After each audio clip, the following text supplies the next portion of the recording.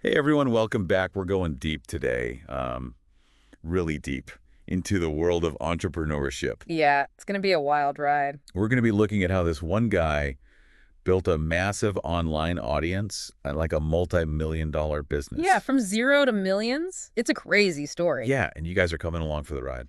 And what's so cool about this is that it's not just about, the how-to steps. Right. Like we're uncovering the mindset, the shifts that fuel this kind of like rapid success. Yes. Think of it like a backstage pass to the thought processes behind building genuine influence and long-term value. Yeah, for sure. Our guide for this deep dive is Alex Hormozi, and his YouTube video, 55 minutes of social media content strategy for entrepreneurs. Hold on tight, because the results Alex achieved in just 6 months are seriously impressive, like over 300,000 YouTube subscribers, Right.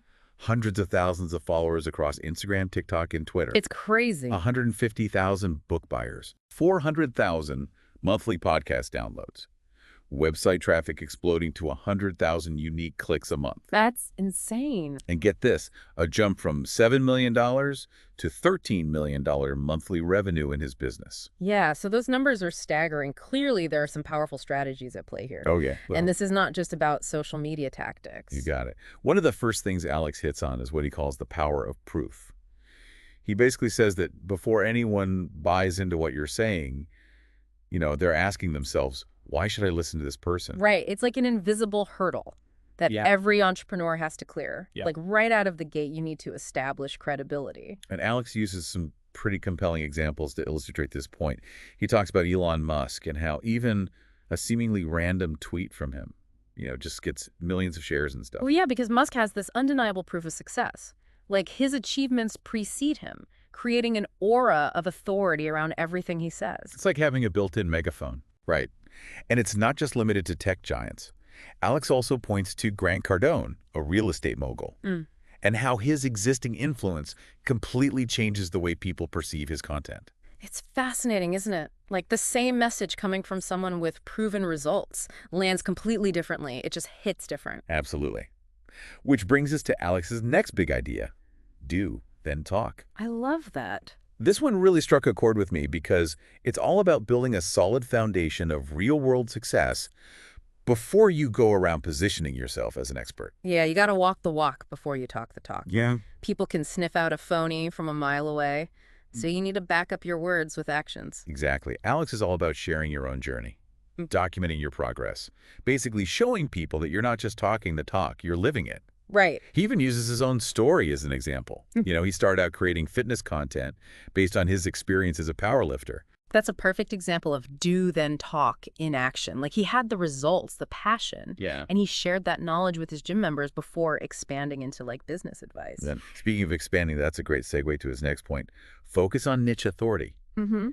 Alex is a big advocate for starting small and becoming a recognized expert in a specific area before trying to conquer the world. Makes sense. If you try to be everything to everyone, you end up like diluted. Yeah. Much easier to establish credibility and attract a dedicated audience when you're known for a particular thing. Right. It's about carving out your space. Yeah. Becoming the go-to person for that specific knowledge or skill. Like think about it when you need to learn something new. Who do you turn to? Yeah. The person who like dabbles in everything or the one who's laser focused on that one area? That's a great point. Right. So you build that niche authority, and then Alex suggests this subtle but really effective shift in your messaging.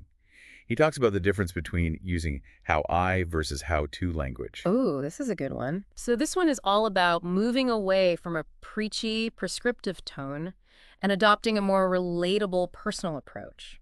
Instead of telling people what to do, you're sharing your own experiences and letting them draw their own conclusions. Yeah, instead of saying, here's the one right way to do this, you're saying, this is what worked for me. Take from it what you will. Exactly. And it feels so much more authentic. You're inviting people into your journey, not lecturing them from a pedestal. Okay, get ready for this next one because it's a mind blower. Give away the secrets. Sell the implementation. Alex actually suggests providing immense value in your free content even revealing your so-called secrets. Wait, what? I know, right? It seems counterintuitive. Yeah. But he makes a really interesting point. The real money isn't in hoarding information, it's in helping people implement the strategies that most struggle to execute on their own. Think of it like baking a cake. Yeah. You can give someone the recipe, that's the information. But a lot of people would still struggle to actually bake a delicious cake. They might need help with measuring ingredients, understanding baking times, knowing how to tell if it's done, and so on. That's where the implementation comes in. It's brilliant. You build trust and demonstrate expertise by freely sharing valuable knowledge. But you also recognize that there's a gap between knowing and doing. That gap is where you offer your premium services or products. And speaking of playing the long game, Alex is all about patience. He stresses that building genuine influence takes time, and constantly pitching your products can actually erode trust.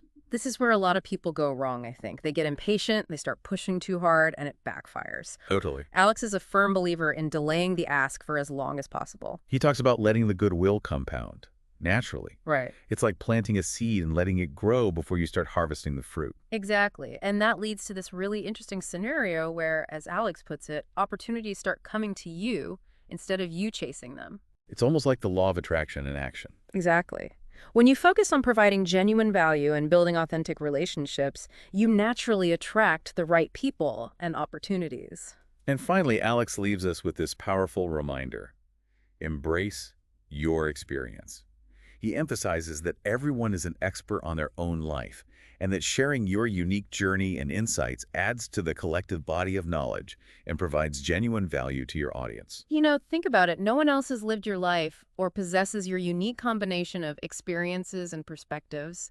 Your how-I stories are valuable even if they don't feel groundbreaking to you. It's about owning your expertise, even if it feels small or insignificant at first. And that actually leads us to this really interesting anecdote from Alex's own journey, but we'll save that for after a quick break. Ooh, a cliffhanger. I know, right? Stay tuned. Okay, so before we got sidetracked, we were talking about, embracing your experience and how even seemingly small or insignificant experiences can hold valuable lessons. Oh. And Alex actually uses his own, evolution as a content creator as an example. Yeah. He started out sharing his fitness journey, which was relevant to a pretty niche audience, powerlifters and gym goers. But as he achieved success in that niche, he naturally progressed to sharing his knowledge about gym ownership and eventually to broader business principles. What's interesting is he didn't try to skip ahead. He stuck with what he knew, Yeah. what he had proven. He even mentions that early on people would ask him for nutrition advice and he'd be completely upfront saying, hey, I'm not a nutritionist, but this is what worked for me. It's refreshing, right? Totally. He acknowledges his limitations No. while still confidently sharing his expertise. Exactly. And as Alex points out, that honesty actually boosts your credibility. You're essentially saying, I'm not pretending to be something I'm not. Here's what I know and here's what I've achieved. It reinforces that trust factor. Yeah, for sure. And this ties back to Alex's emphasis on building a foundation of evidence. He talks about how true confidence comes from having real-world results to back up your claims. Yeah, he shares this great anecdote about his early days as a gym owner. Someone told him to hand out flyers to attract new members, so he went out and distributed 300 flyers. When he didn't see any significant results, he went back to the more experienced business owner who'd given him the advice. Oh, so what happened? Well, the business owner asked Alex about his test size. And when Alex said he handed out 300 flyers, the owner was like, that's it. Our minimum test size is 5,000 flyers, and we typically distribute 5,000 flyers per day. Whoa. It was like a massive wake-up call for Alex, highlighting the sheer volume of effort required to get real results. Yeah, it's a good reminder that we often underestimate the level of consistent action needed to achieve our goals. We tend to overestimate what we can do in a short burst, but we completely underestimate what we can accomplish with sustained effort over the long term. And Alex brings up this point again when he talks about his conversation with Grant Cardone. Remember, this is after he'd already built a decent YouTube following over a year, growing from 600 to 70,000 subscribers. Wow, that's pretty good. Yeah, he was feeling pretty good about his progress until he had this chat with Cardone about branding. Oh, this is where Alex gets a dose of reality. Right? Totally. Cardone essentially told him, dude, you're not doing enough. He pointed out that he had 10 times the content as Alex and attributed his massive following to volume. It's amazing how even successful entrepreneurs can fall into the trap of complacency. We get comfortable with a certain level of achievement and sometimes fail to push ourselves further. Yeah, and Alex took that feedback to heart. He decided to dramatically ramp up his content output and expand to different platforms.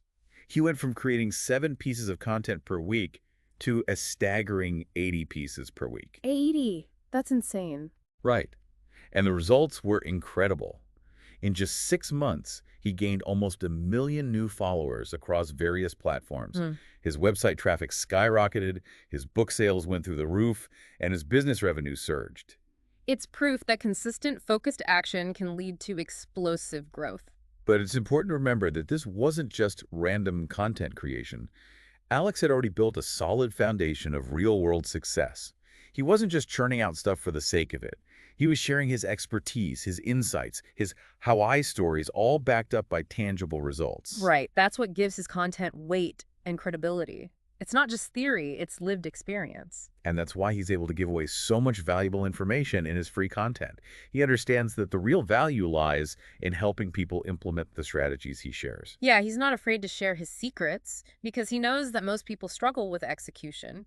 He's basically saying, here's the roadmap, but if you want help navigating the terrain, I'm here to guide you. Okay, now let's talk about this idea of playing games where you win if you wait, because this is a big one. Alex is a firm believer in delayed gratification. Yeah, he argues that goodwill compounds faster than money. The longer you can delay the ask, the bigger the potential reward down the line. He even says that sometimes you don't even have to ask. If you consistently provide value and build enough goodwill, opportunities will start finding you organically.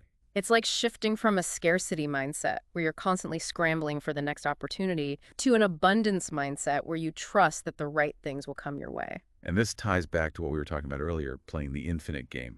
It's about building something that lasts, something with impact beyond just short-term profits. And that requires patience, discipline, and a willingness to play the long game. Which, as Alex points out, is often the hardest part for entrepreneurs. Well, yeah, we live in a world of instant gratification. We're bombarded with messages telling us to get rich quick and achieve overnight success. It takes conscious effort to resist those temptations and focus on building something meaningful that lasts. And that's where impulse control comes in. Alex mentions this research study that found 3 common traits among ultra-successful people: a superiority complex, crippling insecurity, and impulse control. That's a fascinating combination. It is. So they believe in their ability to achieve great things, but they're also driven by a fear of failure. And they have the discipline to stay focused on their goals. And Alex believes that impulse control is what separates the successful from the unsuccessful.